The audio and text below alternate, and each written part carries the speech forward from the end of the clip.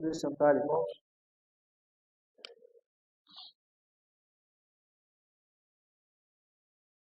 Irmãos, o povo de Israel estava saindo de dois cativeiros, o cativeiro assírio e o cativeiro babilônico.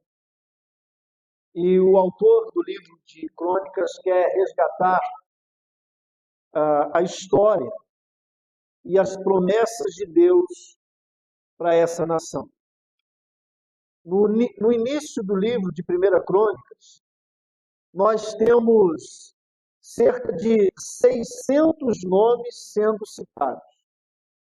Eu estou mais uma vez fazendo a leitura corrida da Bíblia e cheguei novamente nesse texto. É um texto que geralmente muitos pulam ou leem assim a toque de caixa.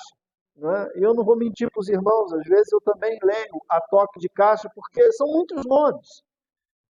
Mas é interessante que os nomes estão sendo citados para que a história ela seja resgatada.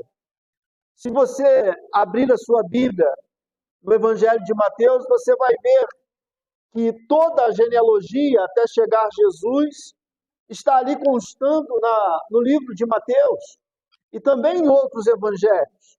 E isso é um resgate da história.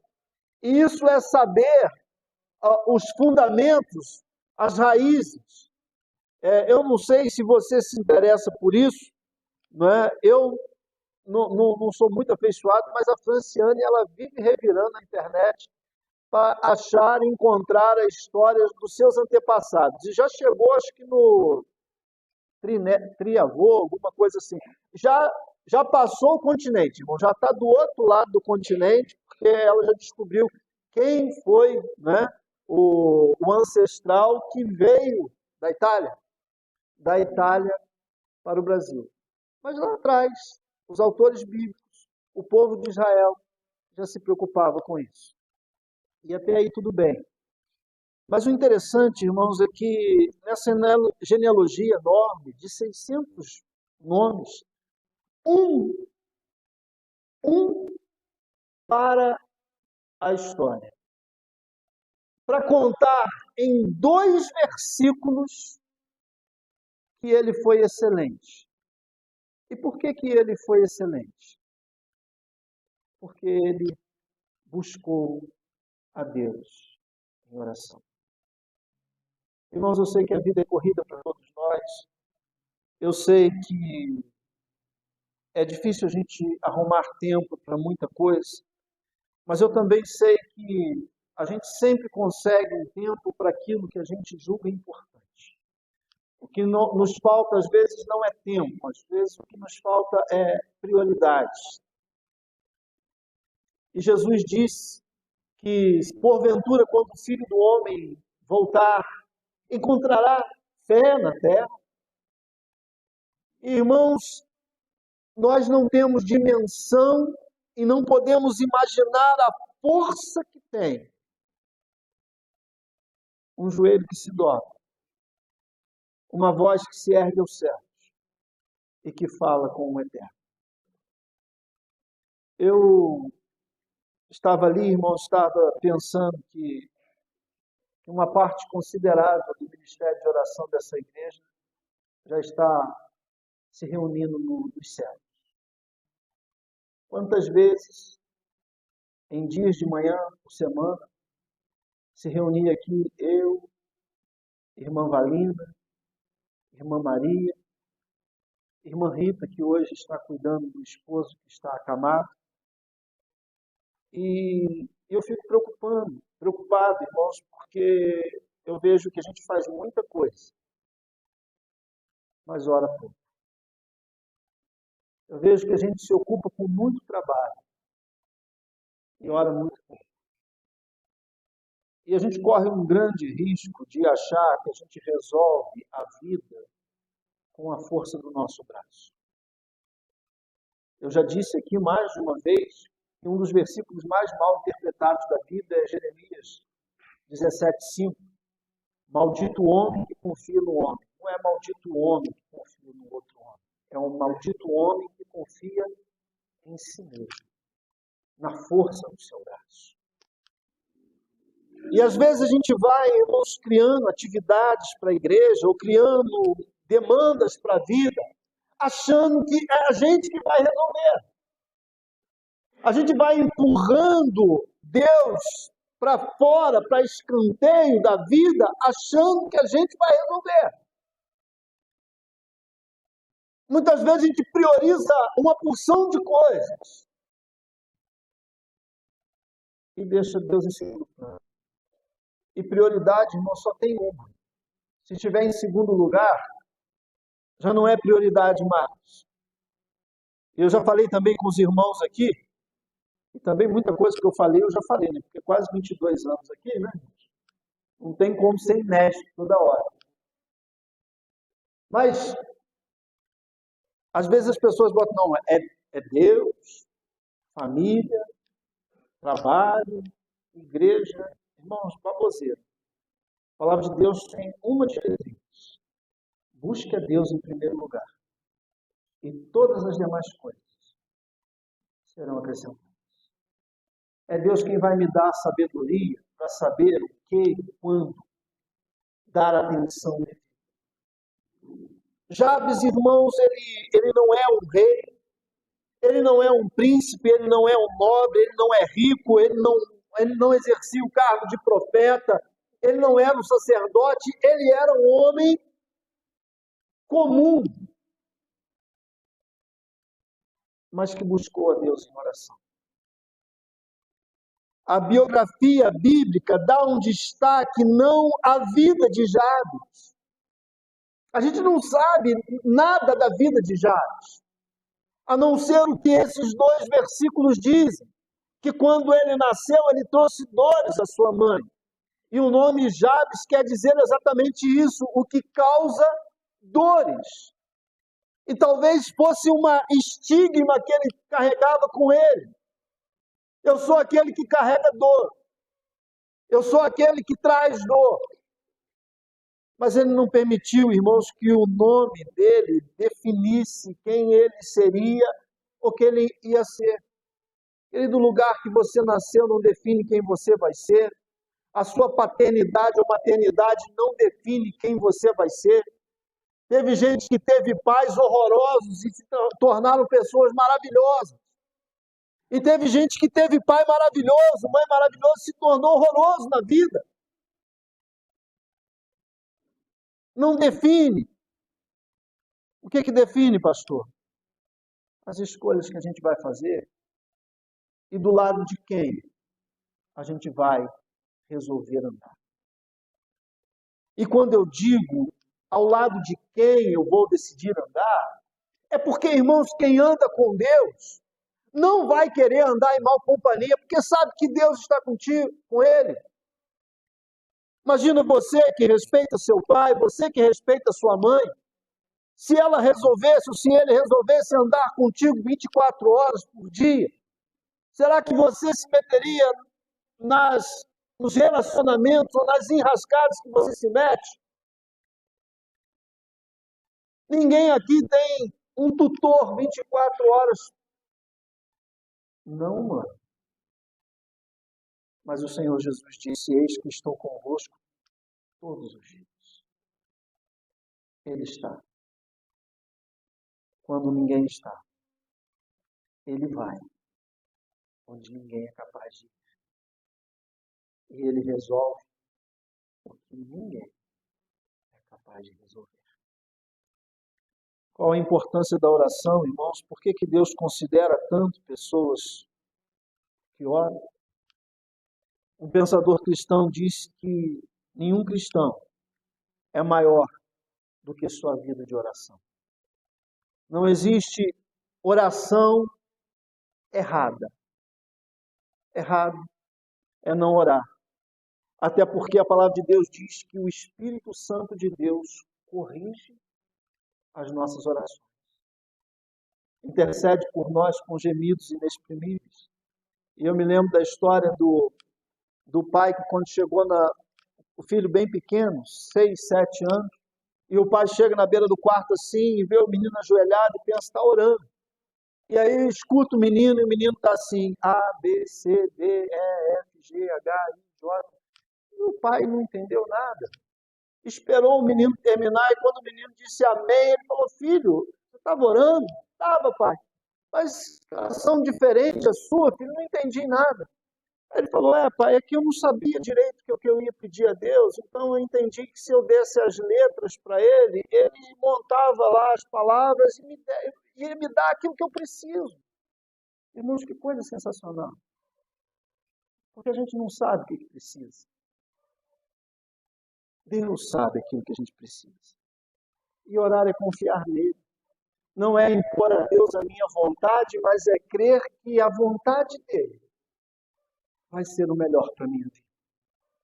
As pessoas, de um modo geral, irmãos, estão sempre correndo atrás de seus objetivos e, por conta disso, muitas vezes desperdiçam ou desprezam a oportunidade de orar. Deus, irmãos, se agrada mais do silêncio de um coração cheio do que de palavras de um coração vazio. O nosso coração precisa estar cheio. Então, não se preocupe com o que você tem a falar com Deus.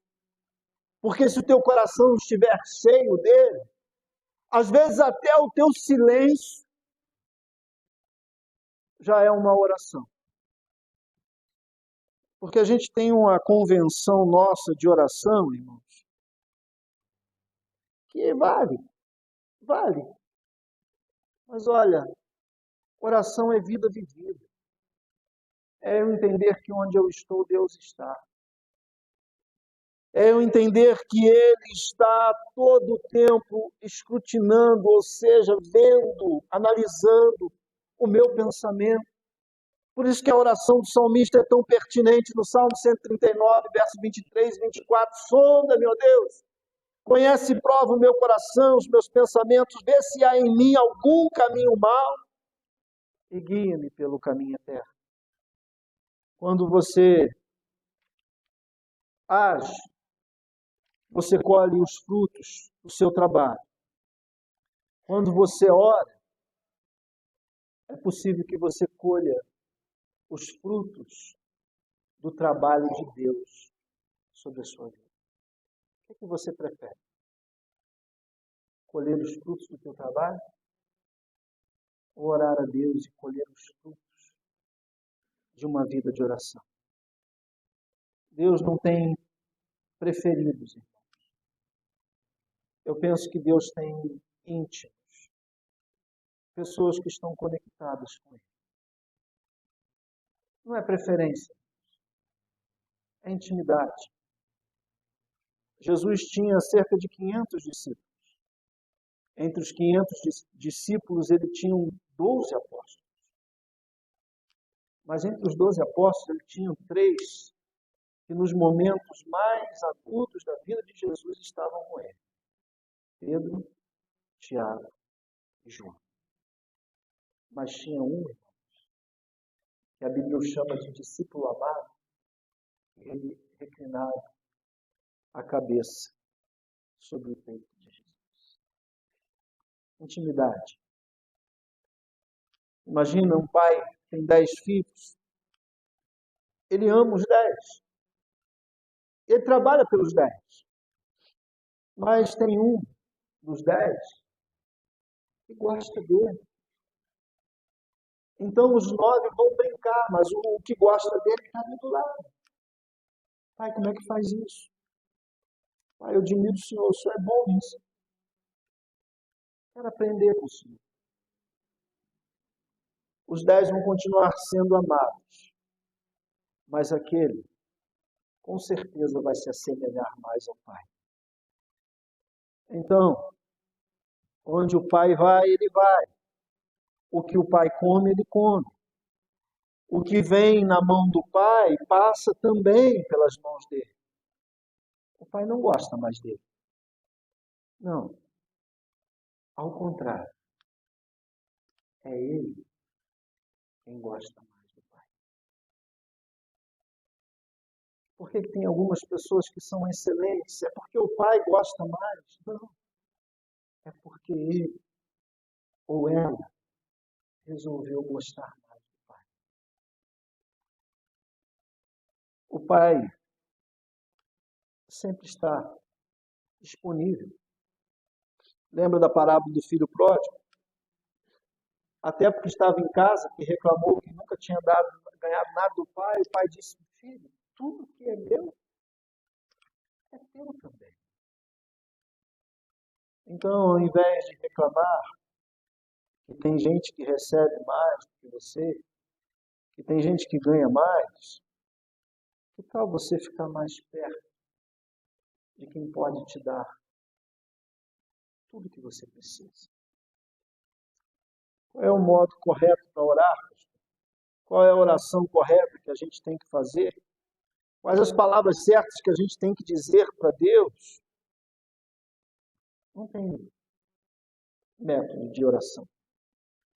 A gente tem que orar e confiar que o Pai é bom, misericordioso, amoroso e justo. Orar é rasgar a alma, é ser direto, é ser franco. Orar é falar com Deus, então não necessariamente a pessoa tem que te ouvir orando. Ninguém precisa te ouvir orando. Ninguém precisa necessariamente saber da sua vida de oração. Só é necessário que você ore. A sua vida precisa ser reflexos das suas orações. Orações essas que você faz e ninguém vê. Foi assim que Jesus nos ensinou.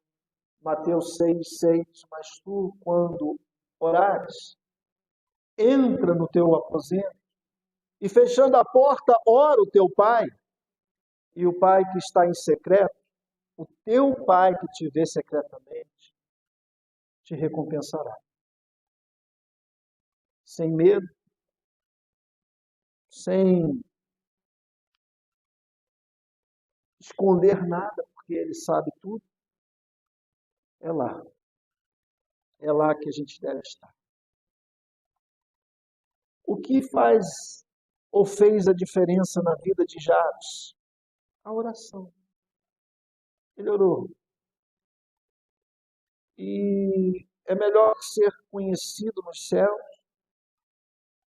do que aqui na terra. Jabes não mudou o seu nome, mas ele mudou a sua história. E a oração dele é muito simples. Tem 4 sentenças. A primeira delas é o seguinte, ele diz assim: Senhor, que o Senhor me abençoe. E com isso Jabes está dizendo: Senhor, eu confio no teu caráter. Eu não preciso pedir o que eu quero. Eu quero que o Senhor me abençoe. Porque eu sei que aquilo que vier da tua mão vai ser bom para mim. Em outras palavras, ele diz: Senhor, eu quero a tua bênção. Talvez eu seja da última geração dos filhos que ainda pediam bênção, pai. Bênção, pai.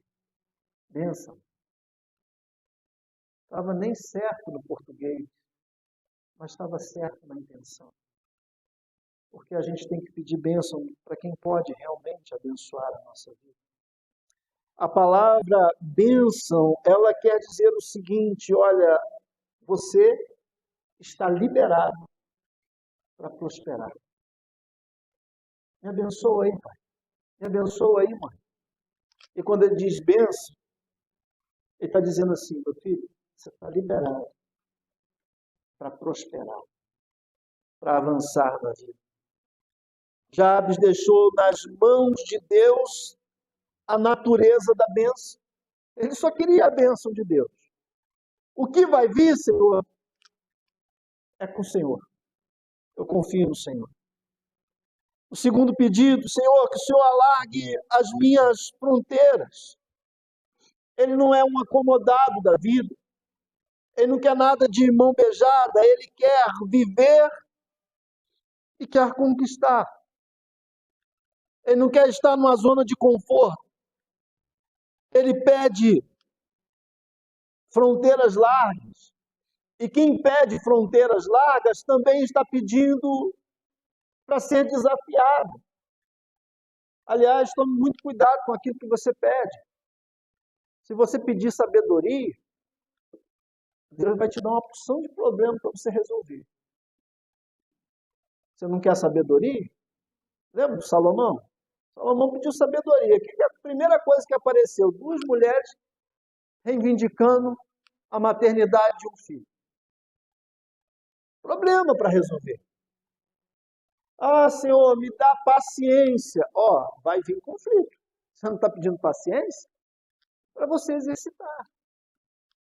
Quando ele pede fronteiras largas, ele está pedindo assim, Senhor, eu quero ser desafiado.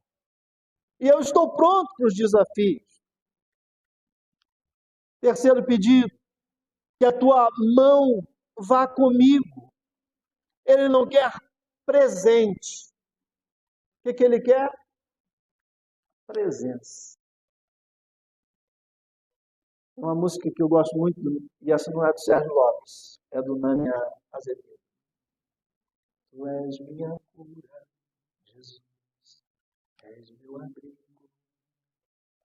Sem ti não há valor em mim, sou como um vaso de barro, pronto a ser quebrado, para ser o que queres.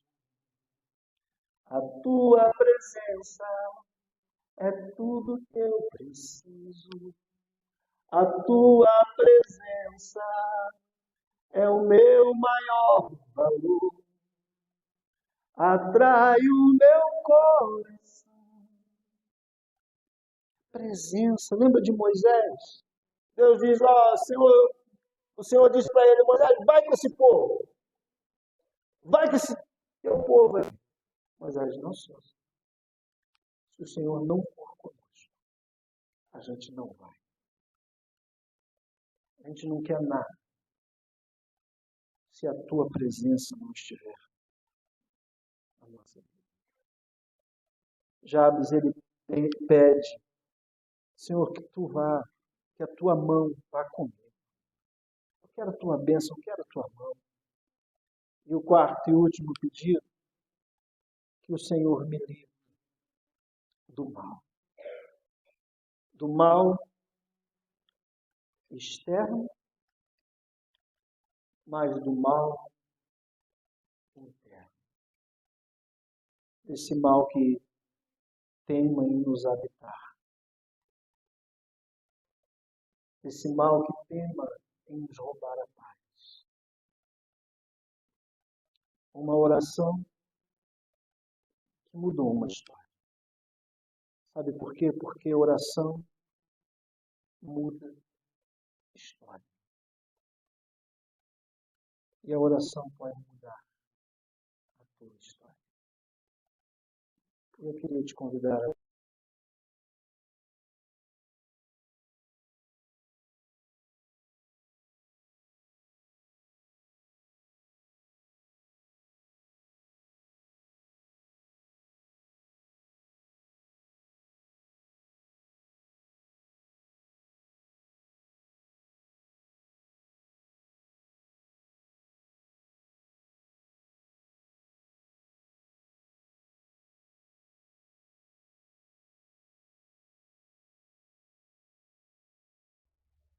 Senhor, que o Senhor alargue as minhas fronteiras. Senhor, que a tua mão esteja comigo. Pai, que o Senhor me livre do mal. Faz a tua oração. Pode ser parecida com a de Jabes, não tem problema, mas ela tem que ser sua e tem que ser sincera e tem que ser de todo o coração. Pai, abençoa cada um, Senhor Deus, que com o coração contrito e quebrantado se rasga. Rasga o coração diante do Senhor, pedindo a tua bênção.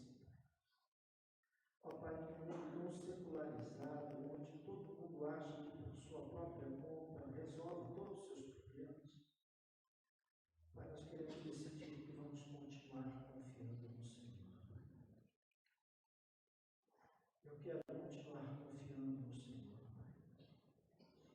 Pai, não é método, não é estratégia, não é isso, não é aquilo. A tua presença, Pai. Fala com Deus nesse momento. Fala com Deus nesse momento.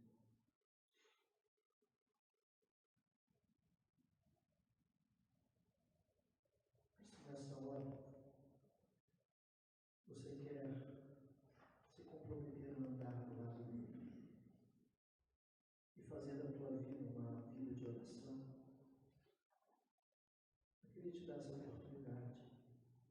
Porque Paulo, escrevendo aos Tessalonicenses, disse que a nossa oração precisa ser sem cessar. Andar com a consciência de que o Eterno está do nosso lado, aonde quer que eu esteja e aonde quer que eu vá. Se você quer pedir ao Senhor, Senhor, caminha comigo. Me dá, Senhor Deus, a sensibilidade no dia a dia da tua presença. Se você quer pedir isso ao Senhor, eu quero orar com você. Desculpe de pé agora, nós vamos orar juntos. Um momento de fé, seu, com Deus, para dizer para Ele, Senhor, eu quero caminhar com o Senhor, porque eu vou morar contigo na minha eternidade, Pai. Então é melhor eu começar e começar bem aqui, caminhando com o Senhor. Onde você estiver, se coloque de pé. Nós vamos orar agora. Deus abençoe, Deus abençoe, Deus abençoe, Deus abençoe, Deus abençoe, Deus abençoe. Vai com Ele, Pai, eu quero caminhar comigo. Eu quero o Senhor comigo. Eu pedi a um irmão, uma irmã da igreja, que fosse ao lado para orar junto com essa pessoa. É o divisor de águas da vida cristã, irmãos, em oração. Não existe vida cristã sem oração. Então, interceda por esse querido agora. Interceda por essa querida, seja ele membro desta igreja, seja ele visitante. Se você não souber o nome, pergunte o nome. Se comprometa a estar orando por essa pessoa durante essa semana. Porque assim como a história de Jabes foi mudada pela oração, eu creio que pela oração Deus pode mudar histórias em nome de Jesus. E Tiago, o apóstolo Tiago, quando escreveu a sua epístola, ele disse que a oração do justo pode muito em seus efeitos. Senhor, abençoa cada vida aqui presente, cada um querido, Senhor Deus, que está agora, Senhor Deus, sendo abraçado, Senhor Deus, um momento de intercessão. Tua casa é lugar de oração. Tua casa, Senhor Deus, é lugar de proximidade contigo. Senhor, não é o pai que gosta mais do filho, é que tem filhos que escolhem gostar